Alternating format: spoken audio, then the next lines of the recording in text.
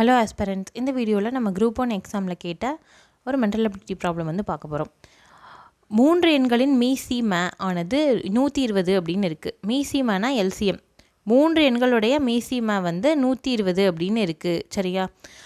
அப்போனா கொடுக்கப்பட்ட எண்ணில் எது வந்து மீப்போவாக இருக்க முடியாது, எது வந்து ஹச்சிஎஃபாக இருக்க முடியாது அப்படின்னு சொல்லி கேட்டிருக்காங்க. இப்போ வந்து எப்போதுமே எப்படின்னா எல்சிஎம்னு ஒரு நம்பர் கொடுக்குறாங்கல்ல, அது வந்து ஹச்சிஎஃப் இந்த நம்பரால் டிவைட் பண்ணால் ஒரு முழு நம்பர் இருக்கும், ஒரு ஹோல் நம்பர், ஒரு முழு எண் இருக்கணும்.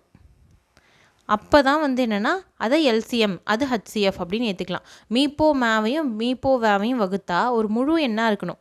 இப்போ எக்ஸாம்பிளுக்கு என்னென்னா 4ன்னு வரலாம், 4.5, 4.9 இப்படிலாம் வரக்கூடாது. முழு நம்பராக இருக்கணும் 4 அப்படின்னு, அந்த மாதிரி வரணும். சரியா? இந்த பேசிஸில் நம்ம பார்த்தோம் அப்படின்னா எல்லாருமே ஆப்ஷன்ஸை வச்சு பாருங்கள்.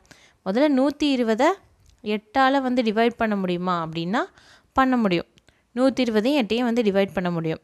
இதுவே 120 டிவைடட் பை 12, 12ஆல் பண்ண முடியுமா? பண்ண முடியும், அது நம்மளுக்கே தெரியும். இப்போ அடுத்தது பார்த்திங்கன்னா 120 டிவைடட் பை 24, இதை செய்ய முடியுமா அப்படின்னா பண்ண முடியும். 120ம் 24ஐயும் வந்து என்னென்னா டிவைட் பண்ண முடியும்.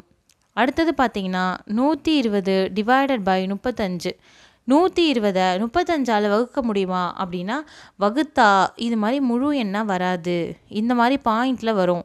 இந்த மாதிரி எண் இருக்கிறதால இந்த 35 அப்படின்றது ஆன்சர். 35 தான் தப்பான நம்பர். அதனால் அது மீப்போவாக இருக்க முடியாது.